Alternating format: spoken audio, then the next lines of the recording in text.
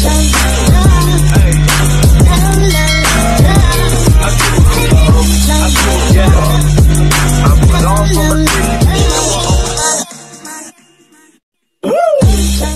guys, good afternoon, good evening, good noon, good morning kung saan makayong lupalop ng daigdig. Ito na po ang dalawang puno na talagang napakatayog nila. Ito po yung tinatawag na buri, kung saan dito lang matatagpuan sa Kaluya Central School. Ayan, kanina binidyohan natin, no? So ilalapit ko yung camera.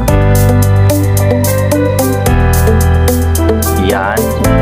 So ayan, ilalapit natin ang camera, dahan-dahan. Ayan po ang kanyang puno ng buri. Ang ganda tingnan, di ba guys? Dito lang po yan matatagpuan sa Kaluya Central School, kung saan dito lang sa Kaluya matatagpuan yan. Ayan, napakagandang puno kung saan itinanim sila na dalawahan. I don't know kung talagang tumubo lang yan o itinanim.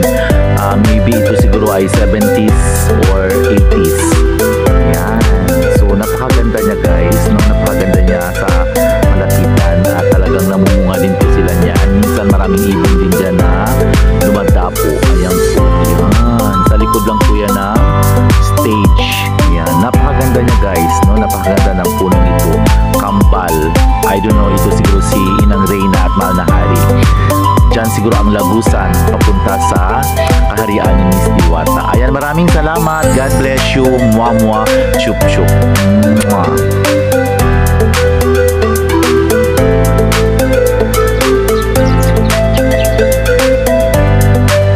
Ito na yung pinakapuno niya. Natatakot akong lumapit doon. Baka mamaya may ahas. So titingnan natin. Dahan-dahan natin tataas ang camera. Ayan po. Ayan. Talagang sobrang tanda na ang kanyang puno at napakatayog na po niya. Ayan po yung pinaka-itaas nila na dahon. So sobrang tanda na po ito, yung puno na ito guys. Ito ang tawag na buri. Ayan, dito lang yan matatagpuan. Ang ganda, diba? Para siyang kambal o mag-asawa. Ayan, dito lang po yan sa Kaluya Central School. Ang ganda, diba guys? Ayan. Sobrang ganda. Parang nasa ibang bansa pag nasa taas. Ayan. Hello guys, may mahiwagang puno dito, no, na talagang matagal na itong nakatanim dito sa school. Ayan po, sobrang tanda na po ang kanyang puno. Ayan, baka dito nakatira si Miss Diwata. Lagusan ng mga Diwata. Ayan po guys, oh, talagang pinilagyan na ng bilog o semento at nagbiyak-biyak na o nabitak-bitak na ngayong semento. Ayan po, oh, sobrang tanda na po itong puno na ito. Dito lang po yan matatagpuan sa Central School, Kaluya Central School. Ayan po, oh, tingnan natin. Talagang tapitan natin ang camera. Ayan. Ang ganda, diba? At mayroon pa mga nakabitin o nakalawit na mga ugat. Ayan po, ayan. Sobrang laki niya guys. Talagang napakalaki na talaga niya. Ayan. At madabong na po ang kanyang mga dahon.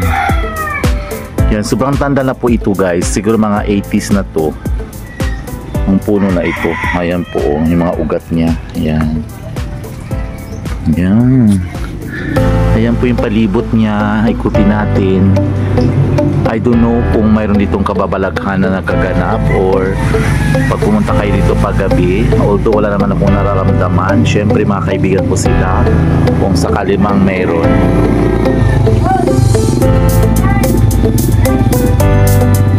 Pang puno po dito guys, mayroon pa pong isa. Ayan po, yan, mangga. Pinakamatandang mangga rin po dito sa Kaluya Central School. Ayan po ang kanyang puno. Lalapitan natin. Ayan guys, no, sobrang tanda na ng mangga na ito. Siguro mga 80s din po ito or 90s. Lalapitan natin ang kanyang puno. Nakikita natin na talagang sobrang tanda na ito. Ayan. Ayan po. Ayan po ang puno ng pinakamatanda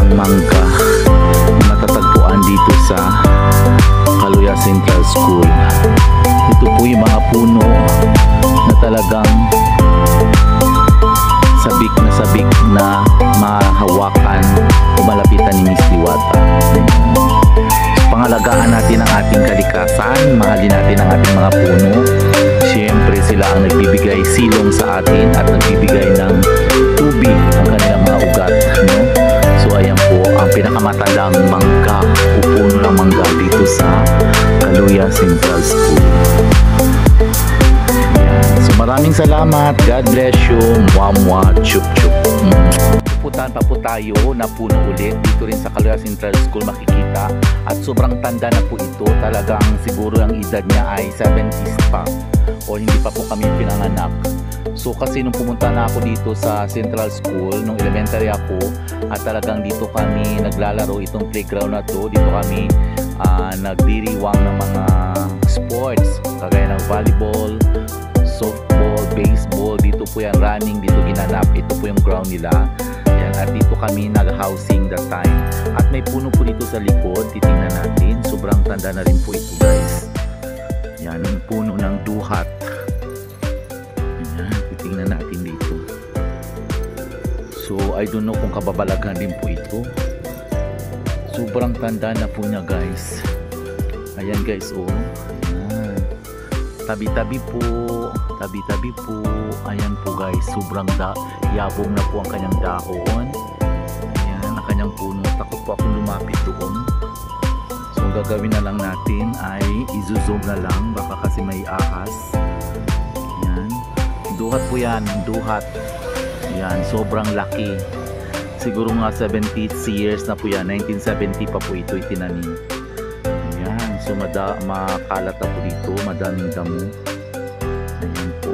Dito rin po yan matatagpuan ang mga napakatandang puno na matatagpuan dito sa Kaluya Central School. Ayan po, guys. Ayan. Diba? Napapalibutan na rin siya ng balete. Ayan po yung kanyang mga sanga. Ayan, maraming salamat. God bless you. Mwah, chup chup. Guys, may papakita ulit ako sa inyo na puno na talagang itinanim po ito ni Sir Edwin Bisuyan. Taga Sibay po siya. Siya po ay retired teacher at syempre APP teacher po siya, at itinanim niya po ito noong 1980. Ang tinatawag na puno na cypress. Ayan po, guys, oh, yan. Sobrang tanda na po ito, guys. Sobrang tanda na ang puno na ito. Cypress, dito lang po yan matatagpuan sa Kaluya Central School, at kahit kung saan ka man pumunta nito ng lugar, dito mo lang makikita na nakahilera talaga ang mahiwagang puno ng cypress. Mayroon po silang 11 o 11 puno na itinanim ni Mr. Edwin Bisuyan. Ayan po, guys, o yan, puno ng cypress. Diba? Napakaganda. Lapitan nga natin. Ayan po yung dahon ng cypress. Yan. Sobrang luntian na luntian. Yan, mayroon po siyang maraming sanga-sanga na puno. Ayan, na sobrang tigas. I think napakatigas ito. Marami po siya niyan. Ayan po. Yan, mayroon pong 11 na puno dito. Yan, guys, dito lang po yan matatagpuan sa Kaluya Central School. Cypress ang tawag sa kanya. Yan. At mayroon na ring mga ibon na nakatira. Umuuni-uni sila dyan sa taas. Lalo na paggabi, maraming na mga nakadapo na mga ibon. At mayroon ding mga wild orchage. Ayan po yung mga wild na orchage. Siguro po kinakain to ng ibon, dinadala at tumutubo na lang siya dyan. Ayan, guys, so napakarami. Ayan yung mga violet na nakikita nyo. Yan po ang orchage na wild. Ayan. So yan po, yan po ang wild na orchage.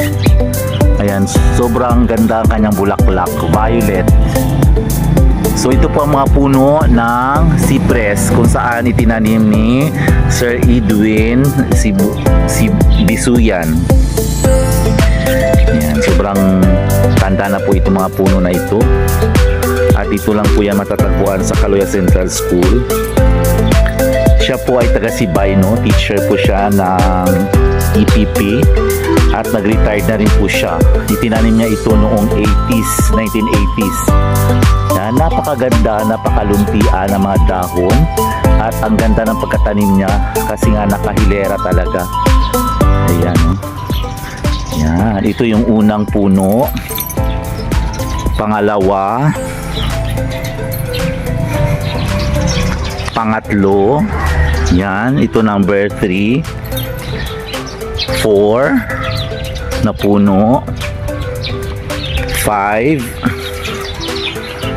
yan, 6, ito, pang-anim, and 7, 8. Ito yung pang 9, 10 na puno ng cypress at 11. Yan. Ayan guys, ang ganda ng cypress na puno. Talagang dito lang matatagpuan yan sa Kaluya Central School. Ayan, matanda na po ito. Talagang napakaganda. Ayan, di ba? At nakahilera po siya. Ayan, simula dito hanggang doon sa dulo. At mayroon po ditong 11 puno. Talagang uminit man o umaraw, hindi sila namamatay. Talagang ganyan na ganyan ang kanilang dahon. Lalo na pag tag-ulan, napakaganda. Ayan, ang ganda di ba guys? Nakahilera. So ang tawag po dyan ay cypress. Cypress na dito lang matatagpuan sa Kaluya. Kung saan ka man pumunta dito sa Kaluya, wala ka makikitang ganito, kundi dito lang ito sa Kaluya Central School. Ayan, mga puno yan ni Diwata.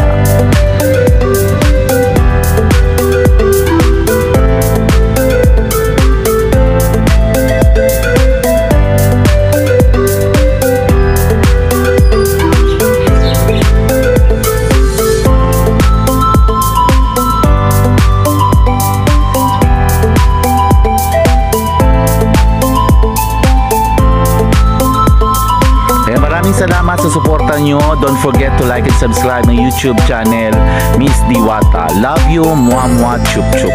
Mwah.